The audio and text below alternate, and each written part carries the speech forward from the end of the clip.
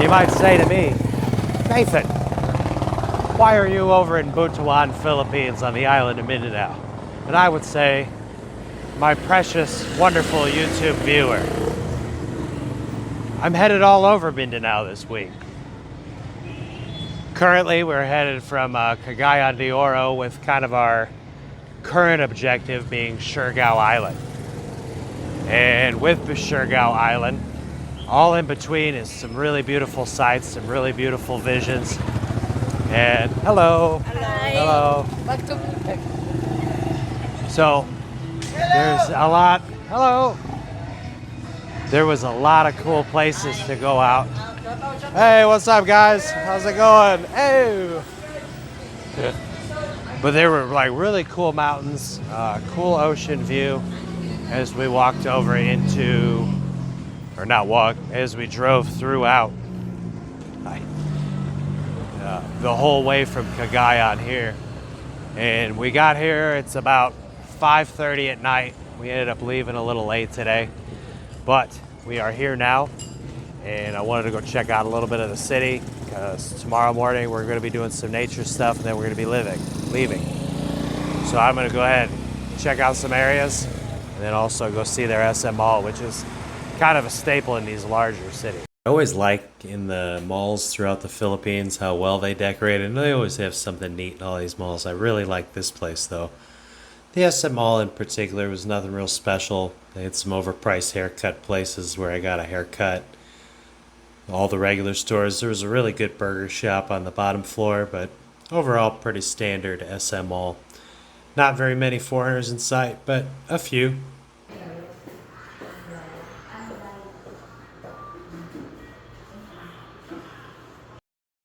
So down a sleepy little road is this cool little hotel I found on Agoda.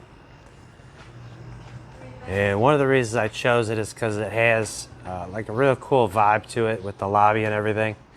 And it's called My Stay Hotel. And I'll go ahead and put in a link to the area, or to the actual hotel. And one of its main selling points, besides this really cool lobby and cool style, is the short distance you have to walk to get to SM Mall. The SM Mall is like a 3 or 4 minute walk away. So it's really convenient. Now I will say for my disabled people or super like very elderly people, there is no elevator, so it might not be for you. It's a basic room here at Homestay, but it has everything you need. I slept hard, but let's go have breakfast and get underway. Here we have Dumageti's most infamous power couple, Kevin and Jenna Lynn, getting their delicious breakfast before we go to Adventureland. It's early in the morning, breakfast was good, but it's time to get on the road again. I feel like we've been going at a breakneck pace this whole week since the guys are visiting. Then I just kind of realized that's me. I'm used to living a very simple life and not moving around very much. But on the road again is where we go.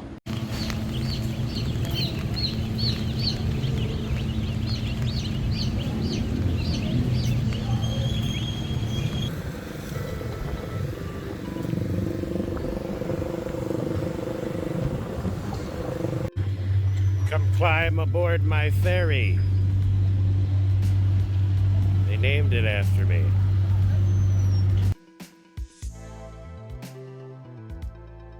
We didn't end up taking the Nathan ferry, we ended up going on the Ro-Ro. The Ro-Ro is a large ferry that you use when you want to transport vehicles, whether it be your motorbike, your car, big trucks. They actually even had like a big truck full of pigs on this one. It was pretty wild, and a random stray rooster walking around. But we took the ferry, and for the three of us and the car, it cost almost $100, which was rather surprising that it would be that expensive. The ferry took off from Surigao City. We were going to Siargao Island. They're spelt different, so I'm pretty sure they're said different, but forgive my American accent. Now, we did have to go ahead and schedule the day before, because you really don't want to leave it to chance of showing up that day when you're transporting a vehicle. Almost all the time you can get on if you're just a private passenger, but when you're transporting your motorbike or your car, you're best to buy the ticket the day before. I'll tell you what, I've been having a really great time traveling with people. When I'm used to solo travel, it's been great having the company. And the ferry ride itself, the views were just absolutely amazing. And I think I even liked them better than the beaches on Siargao Island, to be honest. Just the whole ride there, the hours and hours of just pure, unadulterated beauty. And with having company around and chit-chat with, it was a great time. It was a great trip. Normally I don't like the ferries. This one was a great time. The options you'll have over here at Surigao Island is to go wakeboarding. Got a pretty cool little setup here where you can even do jumps. You're all suspended by this string that'll pull you across the water. Pretty sweet. Now make sure you schedule in advance, because if you just show up, odds are if it's peak season, you're not getting in. We came in at about 8 a.m. and now we have to make schedule for 11.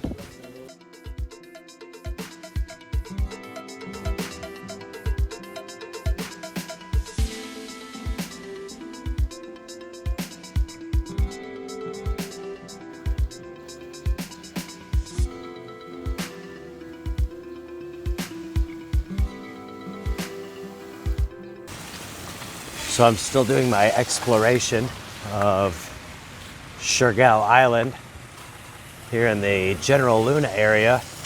One of the things I really like is the variety of restaurants that they have. I just ate at this Greek restaurant not too long ago. They had very delicious gyro, had our coffee, very good, and the prices are actually pretty decent too. Overall, it was about 600 pesos with a drink and the food itself.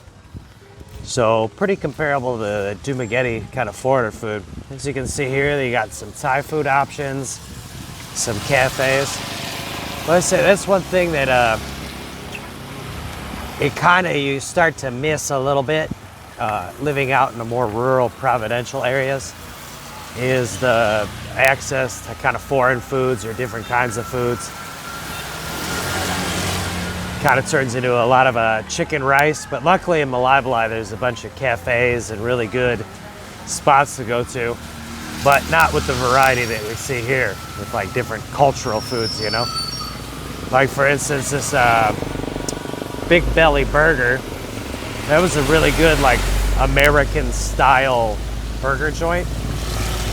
Like nice thick burgers, but the problem is I ended up spending like 900 pesos for that, lemonade and a Coke. So the prices are definitely higher than I'm used to paying, but I think it's one of those things of you get what you pay for, and we're here on an island, so it's a little bit more desirable to be here. All the prices go up, supply and demand, right? See if I can cross the road.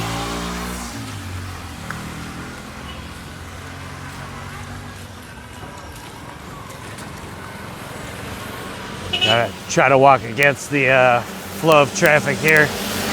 Keep myself from getting blindsided.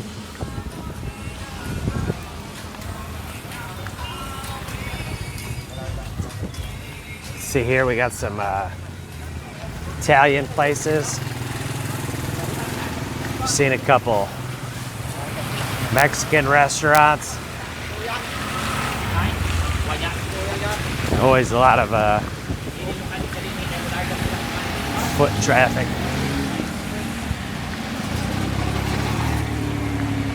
Liking Siargao so far. I don't know how I feel about the cost of living.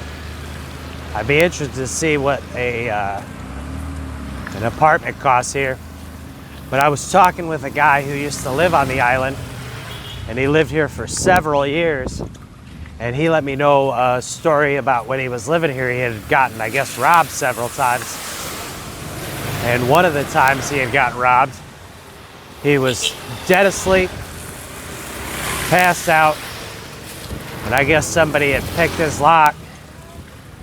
And while he was sleeping, ended up stealing his wallet and a bunch of other stuff from inside his house.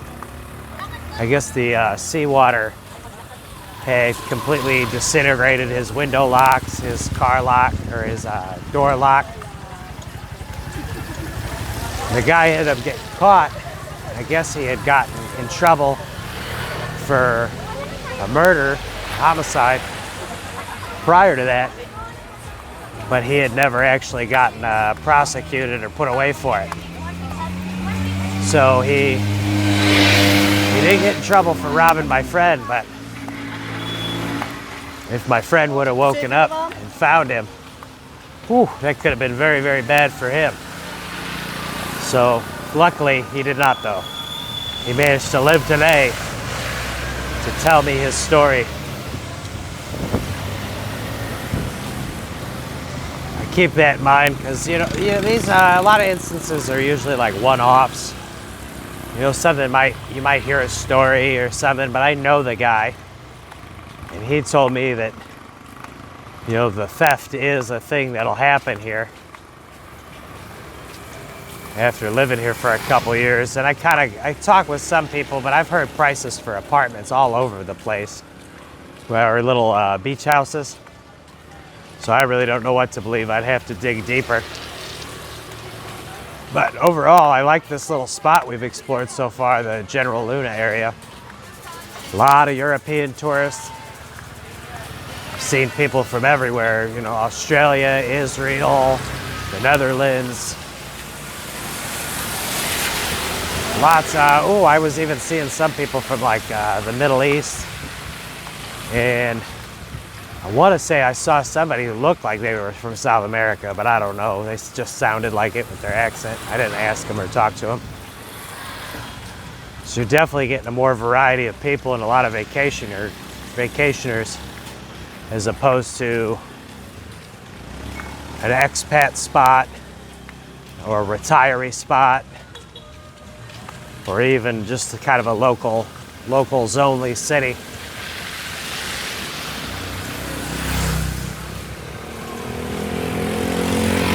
I tried checking out the beaches here in this General Luna area, and I went walking around a lot in the rain, but it seems like it's more like boats and a lot of like seagrass and like some rockiness. I'm assuming the cleaner or more pristine beaches are on the other parts of the island. So I'll be looking forward to checking that out. Hello.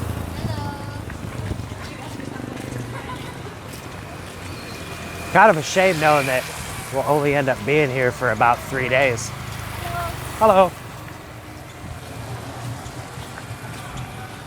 I don't know, we might talk and I might talk him into staying for 4 or 5 days. We'll see. We just extended the stay on the car, so we'll have that till the 30th. But I know we'll be doing a tour of the east side of Mindanao too, roughing it. So this is kind of like the luxury stop before we go more native Filipino style. I think I packed on all the weight that I had lost in the last few days. I've eaten so much.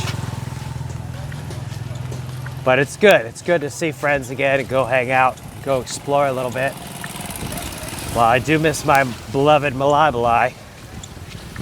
I'm happy to go see some new things and try out some new stuff. After this, I'll be pretty tired.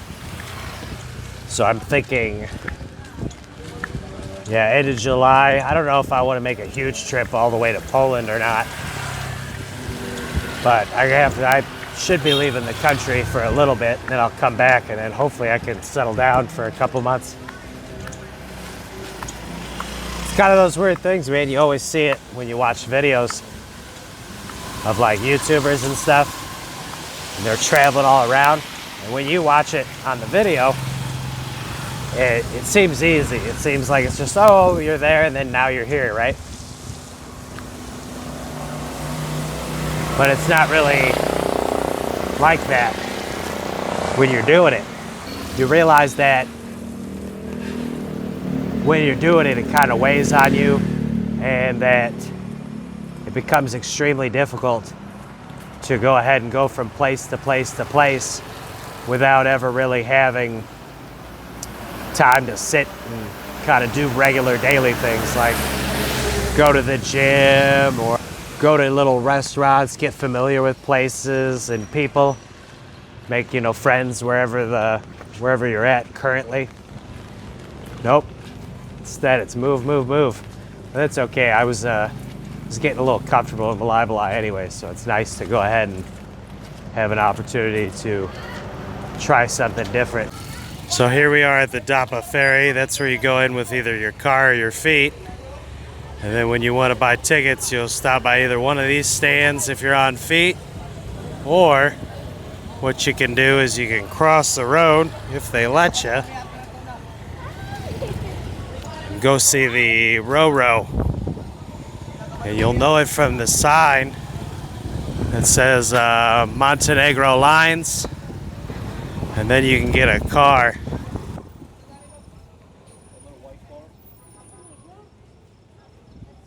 We did end up having a lot of fun there on Siargao Island, and I feel like there was a lot more to see, but we only had 3 days. And like I said, the trip was pretty exhausting. So we got our Ro-Ro back, 3 people, 1 vehicle. Apparently when you buy the vehicle pass, one of the passengers is included. And these are the daily departure times. Now granted, by the time you see this, it's subject to change. It could be totally different, but this is what we took, and these are the times that we had available to us. Time to head on back to the mainland and continue on the journey to Eastern Mindanao.